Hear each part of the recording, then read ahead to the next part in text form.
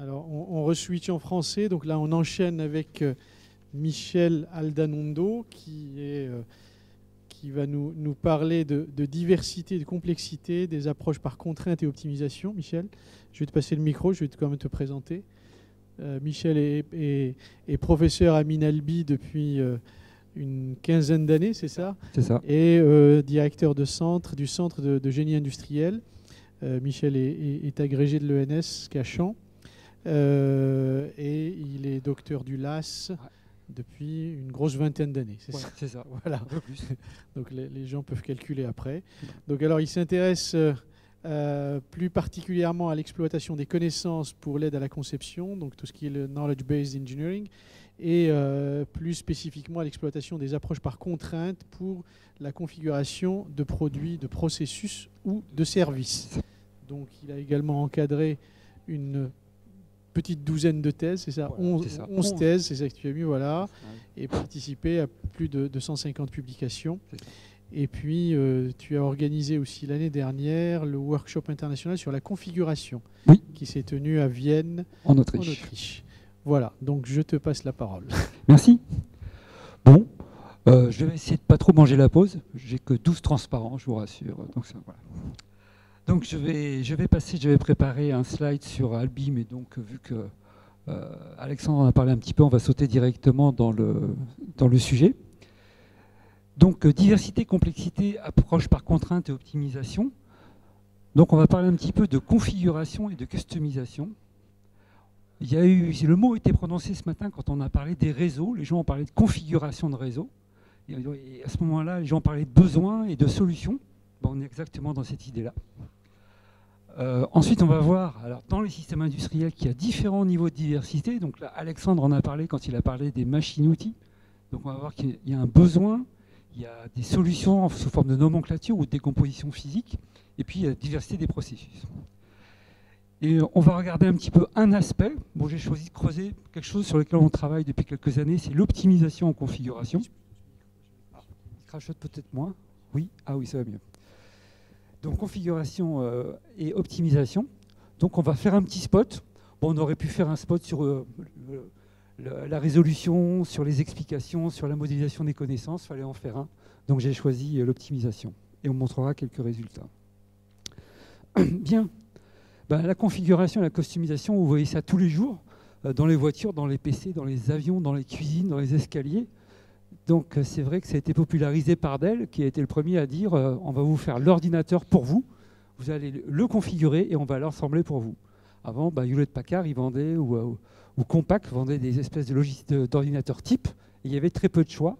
Dell a été le premier à vouloir configurer. Donc ce qui est vrai pour les ordinateurs est aussi vrai pour les voitures, surtout dans le haut de gamme. Maintenant, vous pouvez vraiment dire ce que vous voulez dans la voiture et on vous assemble votre voiture. Bon, avion, cuisine, escalier, il y a plein de situations. Même aussi dans les services, par exemple, il y a beaucoup de compagnies d'assurance qui configurent des offres pour remettre à des clients. Donc ça met en œuvre des paramètres multiples. J'en ai mis tout un paquet pour montrer la diversité de paramètres et montrer que c'est aussi bien une taille de moteur, des pneus, du symbolique sous forme de couleur, par exemple.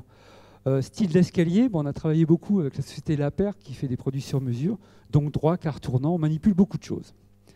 Donc configurer ou customiser, qu'est-ce que c'est? Donc si on en revient à la définition, alors c'est une définition volontairement simplifiée.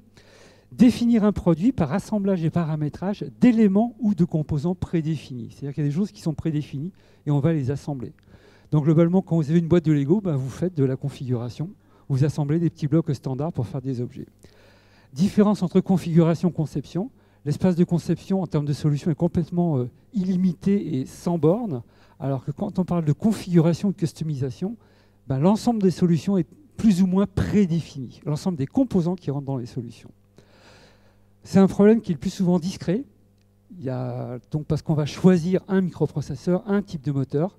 Quand on fait du dimensionnement, par exemple, pour un escalier, des fois, on a des variables continues. Tout ce qu'on verra là s'intéressera principalement à des problèmes dits discrets. Tout en bas, il y a un petit livre qui va sortir cette année, 2014, chez Elsevier. Donc c'est le premier livre qui essaye de faire le point sur la configuration. Et donc c'est des auteurs qui sont dans une petite communauté dans le monde. On a une petite centaine à travailler là-dessus, on se voit une fois par an.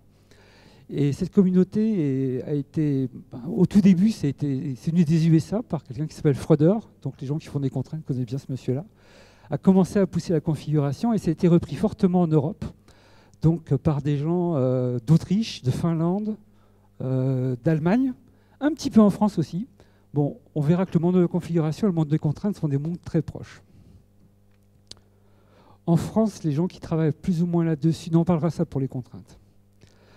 Donc les paramètres. Alors justement, parce qu'on a parlé un petit peu de complexité ce matin, donc les paramètres, soit ils sont dépendants, soit ils sont indépendants. En toute rigueur, une voiture, entre le moteur et la couleur, normalement, ne devrait pas y avoir de contraintes. Donc là, il y a 6, je crois, oui, il y a 6 valeurs de cylindrée, 6 couleurs. Il y a une diversité de 6 x 6, 36, c'est la combinatoire. Bon, vous donnez ça aux gens du marketing. Les gens du marketing, avec le gros moteur, ils vont mettre la couleur rouge. Et on va rajouter une contrainte. D'accord ? Donc il faut voir que les contraintes, elles viennent de partout. Donc, dans le cas présent, la combinatoire, c'est 36. Des exemples de paramètres dépendants, moteur et pneus, là c'est différent, parce que s'il y a un gros moteur, il faut des gros pneus. Par contre, vous pouvez mettre des gros pneus avec un petit moteur. Donc c'est ce qu'on voit, là c'est un exemple. Les traits représentent des compatibilités de valeurs. Un moteur de 1600 cm3, ça marche avec des pneus 175 ou 185. Même chose pour, c'est un avion de tourisme, rayon d'action, vitesse max. Si vous voulez aller très loin, vous n'allez pas y aller très vite. Donc il y a des fois, c'est plutôt des liens comme ça ou des liens en croix. On arrive à quoi? On parlait de contraintes. Oui, moteur, pneu, ce sont des variables. Les chiffres 1600, ce sont des domaines.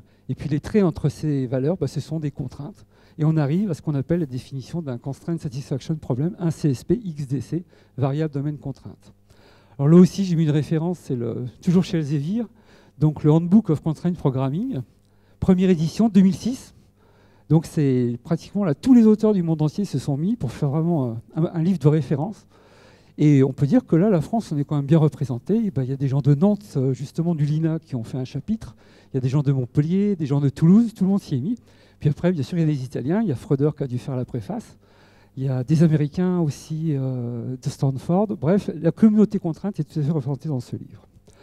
En France, c'est vrai qu'il y a beaucoup de gens qui travaillent sur les contraintes. On a jusqu'à maintenant une société qui s'appelait eLog, qui a fait des toolbox pour propager, résoudre les systèmes de contraintes. Bon, elle a fini plus ou moins absorbée par IBM. Bon, je sais qu'à Nantes, il y a un produit comment? Oui. Et à Nantes, il y a des gens qui ont développé un logiciel qui s'appelle Choco aussi, qui est bien connu et qui, enfin, j'ai discuté ce matin avec quelqu'un qui travaille à Nantes. Ils essayent un petit peu de refaire ce qu'a fait eLog. Donc, on a vu ce que c'est globalement. Très simplement, là, les contraintes qui sont montrées là sont très simples. Il y en a qui sont beaucoup plus compliquées, mais on ne va pas creuser cette notion de contrainte. Par contre, on va parler de diversité pour revenir un petit peu à la complexité. Donc, besoin, effectivement, on voit rayon d'action, vitesse, nombre de sièges, couleur, ce sont des besoins. Donc, sur les sites web, en général, quand vous utilisez les sites web, vous configurez votre besoin et le système vérifie que vos besoins sont cohérents et que le système pourra trouver une solution. Ensuite, vous avez des modèles de composants. La plupart du temps, quand vous avez défini vos besoins, le système va chercher les composants. Si vous êtes expert, à la limite, vous allez vouloir directement configurer vous-même et choisir vos composants. Prenez pour un ordinateur. Les gens qui ne connaissent rien vont dire « je veux un ordinateur rapide pour faire du graphique ». L'expert va dire « je veux tel microprocesseur, telle carte mère ». Donc on peut aussi bien attaquer un problème de configuration par les besoins que par les composants. Une fois que vous avez fait ça, besoins et composants, vous avez votre solution technique, il faudra la fabriquer. Vous pouvez fabriquer en France, vous pouvez fabriquer en Italie, vous pouvez fabriquer en Chine. Donc vous avez une diversité au niveau des processus de fabrication. Donc quand vous additionnez toute cette diversité, on arrive à des tailles qui sont tout à fait conséquentes. Juste un petit peu de chiffrage. Donc paramètres, 4 à 8 possibilités. Tout à l'heure, il y en avait 6. Si on prend 20 paramètres et 6 valeurs pour 20 paramètres, on arrive à une combinatoire sans contrainte de 10 puissance 15. Il ne faut pas oublier que les gens qui font de la configuration veulent vendre. Donc, il ne faut pas que ce soit quand même trop dur de trouver une solution. Donc, il y a beaucoup de solutions. Donc, le taux de solution, 1 sur 100, 1 sur 1000, 1 sur 10 000, 1 sur 100 000. D'accord ? Donc, il y a beaucoup de solutions. Renaud, qui est quelqu'un qui a beaucoup travaillé sur la configuration avec des approches particulières de diversité compilée, a publié, ça fait 10 ans maintenant, c'était sur un trafic, je crois. Donc, c'était dans Artificial Intelligence, un modèle tout à fait détaillé d'un produit réel. Ils arrivaient à 1.4 10 puissance 12 solutions, qui marchent. Bien sûr, ils les ont jamais fabriquées, on est bien d'accord. Donc, et c'est uniquement pour la nomenclature du produit, il n'y a pas le processus. Donc, en association besoin, solution et production, on voit très vite que l'espace de solution peut devenir très grand. J'ai mis 10 puissance 15, 10 puissance 20. Bon, les entreprises, en général, gardent ces chiffres-là top secret, c'est rare de les voir sortir. Bon, par contre, quand on parle de configuration, il y a des différences suivant les produits. Alors, j'ai pris des exemples entre un PC qui vaut 1 kg, une voiture à 50 000 euros, un bateau à 500 000, un avion à plus de 1 million d'euros. Ce sera toujours les mêmes types de contraintes, les mêmes types de valeurs. Par contre, les gens qui vont configurer, effectivement, sur un PC, vous allez passer une demi-heure, une heure, une voiture, quelques heures. Bon, si jamais vous avez la chance d'acheter un bateau, vous allez vous y mettre plusieurs fois, vous allez réfléchir, ou même une voiture, vous allez revenir plusieurs fois. Bon, et si après vous faites un avion, donc on comprend bien que le processus de configuration, soit il peut durer un petit quart d'heure, ou il peut durer 15 jours. Il y a des Danois, par exemple, qui vendent des cimenteries clés en main dans le monde entier. Ils ont un configurateur. Pour configurer une cimenterie, ils mettent une semaine. Ça ne veut pas dire une semaine sans arrêter, mais ils commencent à rentrer des trucs, ils réfléchissent, puis ils continuent. Et en une semaine, ils arrivent à configurer une cimenterie. Dernière chose, alors effectivement, la cimenterie, c'est ce qui est écrit en dessous. Il y a le business to business et le business to customer.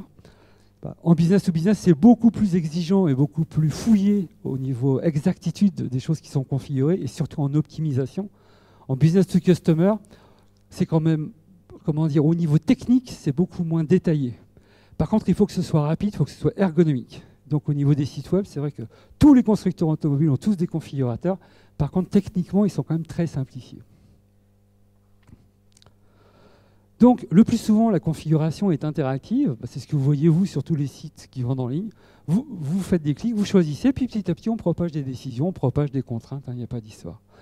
Vu qu'il y a des paramètres en grand nombre, effectivement, si vous voulez demander à la personne de tout remplir, surtout en B2C, en business to customer, le client il craque et il ne finit pas. Donc, qu'est-ce qui se passe?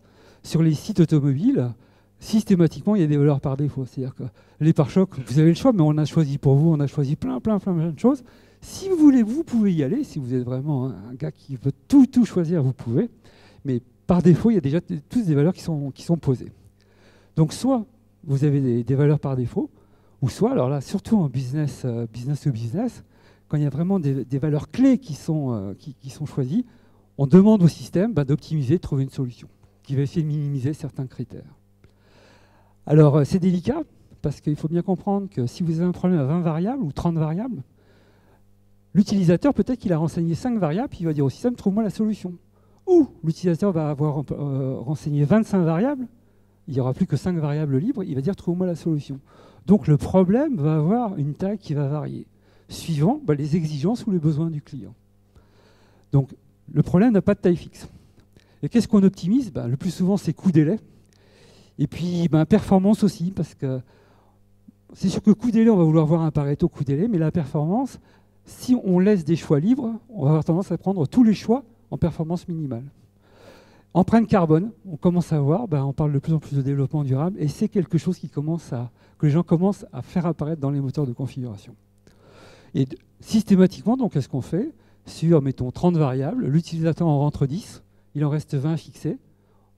On lance un système d'optimisation et on propose à l'utilisateur des fronts de Pareto. Et après, il va dire, je veux plutôt payer cher, mais que ça aille vite, ou j'ai le temps et je suis prêt à payer pas cher pour laisser du temps. Le problème, oui, c'est bon. Donc, le problème de configuration, il est contraint. C'est un problème multicritère. Il a une taille variable. Vous avez des trucs très bizarres, du genre la climatisation pour 1 € de plus. Quand vous optimisez, c'est vrai que pour 1 € de plus, vous avez la climatisation, ça fausse plus ou moins les systèmes pour optimiser. Ce qu'on voit énormément dans la littérature, ce sont les approches évolutionnaires, des approches qui sont adaptées aux problèmes contraints. Donc c'est une certaine catégorie des approches évolutionnaires. Et donc il y a un Mexicain là, qui s'appelle M. Carlos Coelho, qui maintient un site web et qui fait tout un état de l'art sur ces approches évolutionnaires pour les systèmes contraints. Et dans ces approches, il y en a 2 particulières, celle où on pénalise la fonction d'évaluation et celle qu'on appelle qu'utilise des opérateurs spécifiques. C'est-à-dire que quand vous générez un individu par mutation ou par croisement, ça le force à rester cohérent et à respecter les contraintes. C'est souligné parce que c'est ce que l'on pratique, nous, à Tarbes, depuis quelques années. Il y avait quelques essais pour vous montrer. Ça, c'est un nuage de points tout bleu. c'est l'espace de solution complet.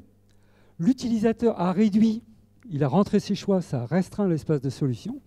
Et après, il y a un détail, et là, on lance une optimisation et on recherche le front de Pareto, ce qui va intéresser. Le client dit, je veux mets là, et on obtient à ce moment-là la solution. Je vais sauter ces deux courbes, c'était simplement pour vous montrer en bas à gauche, en fonction de la taille du problème, on a comparé des approches évolutionnaires conventionnelles et un branch and band, qui lui était systématique.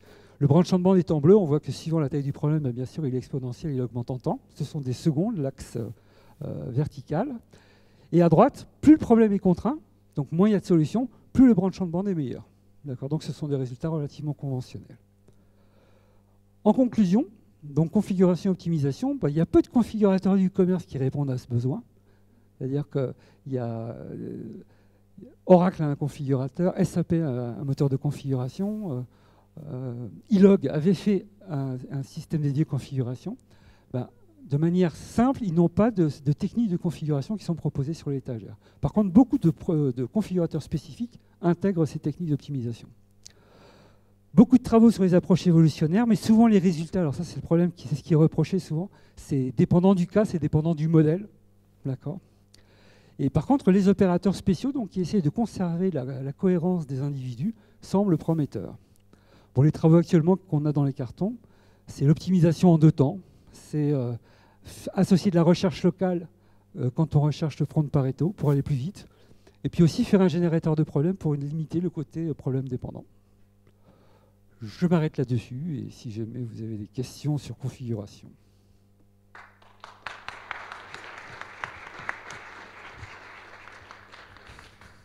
Merci Michel. Y a-t-il des questions? Questions là au moins. Du sud. Vincent Chapurla, Mindalès. Rebonjour. Est-ce que tu vois la conception de ligne de produit comme étant en amont de la configuration, puisque la configuration est limitée à la relation avec le client final, d'après ce que tu dis? Oui. Et quel lien peut-il y avoir alors entre une conception orientée ligne de produit, j'allais dire entre parenthèses intelligente, qui permet de maximiser les chances ou d'optimiser les chances de bien faire la tâche de configuration qui est derrière, d'avoir le moins de problèmes possible? Oui. La première question, c'est configuration de ligne de produit. Non. Quel est le lien entre conception de ligne de produit? Ouais. Effectivement, on a un espace un peu plus large. Et la configuration, quelle différence tu fais? Alors, est-ce qu'elles sont complémentaires? Alors, ligne de produit, si on dit ligne de produit, famille de produits, ça va. Voilà, bon. Alors on est bien d'accord. Là, c'est la responsabilité des entreprises d'identifier, de segmenter leur offre. C'est-à-dire que, par exemple, dans l'automobile, ils ont 3-4 segments. Il y a toujours, quand on regarde un modèle relativement bas de gamme, un sport, un luxe, et puis un entre les deux. Donc, il y a 4 niveaux. Donc, pour chacun, il y a un modèle de configuration. D'accord ? Donc, c'est l'entreprise qui fait ce choix de famille de produits. D'accord ? Bon. Après, effectivement, une fois qu'on a fait ce choix-là, on fait un modèle qui représente toute cette diversité et on le fait tourner avec des contraintes. Et donc, comment concevoir intelligemment une famille de produits? Ah, ça c'est un autre problème. Alors là, il y a plein de gens qui utilisent le data mining pour faire ça. Il y a des gens au Canada, entre autres, Cusiac a beaucoup bossé là-dessus, sur ces notions de famille de produits par data mining. Ouais. Nous avons d'autres questions. Nous avons 3 questions. Martin, ici, on va optimiser le parcours du passage de micro. Oui, merci. Je pense aussi que les contraintes, c'est une technique vraiment essentielle. Mais la question qu'on avait là-bas, déjà un tout petit peu, la question c'est que comment vous traitez si vous avez des évolutions de produits? Ah, ça c'est une excellente question. L'évolution des lignes de produits. C'est Alors, ça qui est intéressant. Il faut bien comprendre. Avec les systèmes complexes. Tout à fait. Alors ça c'est un problème entier. Alors il y a 2 problèmes en fait derrière celui-là. Le premier, c'est que par exemple vous allez chez Renault. Donc Renault a un configurateur. Avant ils avaient un configurateur c'était Trilogy, le numéro 1 mondial. Ils les ont remerciés il y a pratiquement 8-10 ans. Et ils se sont développés leur propre configurateur. D'accord ? Et donc ils me disaient globalement, pratiquement tous les jours, il y a soit une fonctionnalité en plus, soit un nouveau composant. Et tous les jours, la nuit, ils reprocessent leur modèle de diversité avec les nouvelles versions des composants et les nouvelles fonctionnalités. Donc ça, c'est une première chose. C'est l'actualisation permanente de. Alors Renault, ils sont bien organisés pour ça. Bon, par exemple, je parlais de la paire, parce qu'on a beaucoup travaillé avec eux, qui font des portes et des fenêtres. Il y a 4 personnes, quoi. À l'époque, on travaillait avec eux, il y a 4 personnes à temps plein qui maintenaient ces modèles. Parce que le commercial, il fait une promotion, bah, ça doit rentrer dans les prix. Il y a un nouveau composant avec une charnière, hop, ça rentre dans la nomenclature. Donc c'est un travail. Alors ça, c'en est un premier. Puis après, il y a un autre problème, c'est vous faites par exemple des centraux téléphoniques. Donc Siemens qui fait ça. Alors oui, Siemens, c'est en Allemagne. Alors le centre de Siemens sur la configuration est en Autriche. Et Siemens, c'est très très bon sur ces outils-là. Donc il a configuré des centraux téléphoniques. Donc il a configuré, adapté, il a configuré. Le central, il est parti pour plusieurs années. 2 ans après, le client, ah, je voudrais telle nouvelle fonctionnalité que j'ai vue au catalogue. Vous allez me dire, qu'est-ce qu'il faut que je retire comme carte, quelle carte je dois mettre? Manque de chance, le modèle qui a été configuré, c'était il y a 2 ans, et le modèle actuel n'est plus le bon. Ben là, les gens, il n'y a pas de solution actuellement. Le seul problème, c'est d'avoir un modèle qui tient compte du temps. Et ça devient effroyable. Et si à chaque date T, vous dites le truc est valable, on le remplace par à telle date. Et, bon. Vous avez une autre idée? Ah, ouais. C'est ça, c'est le. Ah oui, tout à fait. L'état n'est pas satisfaisant, c'est ça. Non. Oui. On avance comme ça. Il y avait Pierre Cointe, mine. Qui? C'est toi, non? Ah, il t'a pris ta question. Bon, bah, cite-la. Ouais. Il y a des gens dans la communauté du génie logiciel qui travaillent en amont sur la programmation générative et sur la ligne de produits depuis longtemps.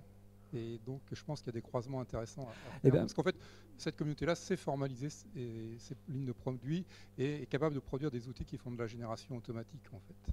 Ouais. Donc, je pense en particulier, il y a un livre de référence de Christopher Czarnecki qui décrit, qui a initié ça il y a une dizaine d'années. Et oui, mais ce qui est assez curieux, c'est que SAP, quand même, qui a un module de configuration, qui est tout à fait performant, ne l'utilise pas pour configurer son ERP. Et c'est tout à fait surprenant, parce qu'il a des besoins, ce sont des modules qui devraient pouvoir s'assembler, ben, il ne le fait pas. Alors, on ne sait pas pourquoi. Hein, mais... Il y avait une question de David Chavalarias là-bas.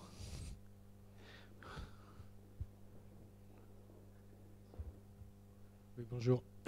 Est-ce que vous utilisez aussi, enfin, est-ce qu'on peut envisager d'utiliser les configurations d'autres utilisateurs? C'est-à-dire, on avance à un moment dans l'arborescence des configurations possibles. Oui. Et ça correspond à des configurations déjà utilisées par des utilisateurs précédents. Donc d'utiliser cette connaissance pour améliorer les algorithmes, pour trouver les contraintes, etc. C'est-à-dire en fait, faire du reuse, quoi. Pardon? Faire du reuse. Réutiliser des configurations qui ont déjà fonctionné, qui ont donné satisfaction pour... Oui, et réinjecter dans les suites de l'algorithme à la volée. Alors, ce qu'on a vu, parce qu'on a dans un projet européen, on a dû configurer des opérations de fabrication du traitement thermique. C'est des trucs assez compliqués que je ne connaissais pas. Et donc, il y avait 2 équipes. Il y avait une équipe c'était des Suèdes, qui, eux, proposaient une approche à base de raisonnement à partir de cas. Et nous, on proposait une approche à base de modèles de contraintes pour, plus ou moins, configurer des opérations de traitement thermique. Et donc, on a mis les 2 en concurrence. Alors, c'est vrai qu'il y a des choses qui sont intéressantes, c'est qu'un cas réel sera toujours beaucoup plus détaillé qu'un modèle qui est toujours une simplification de la réalité. Donc, c'est vrai que ça vaut le coup, quand on peut associer les 2, parce que surtout si on a une grosse base de cas passés, on a quand même quelque chose qui est plus riche et qui est plus précis.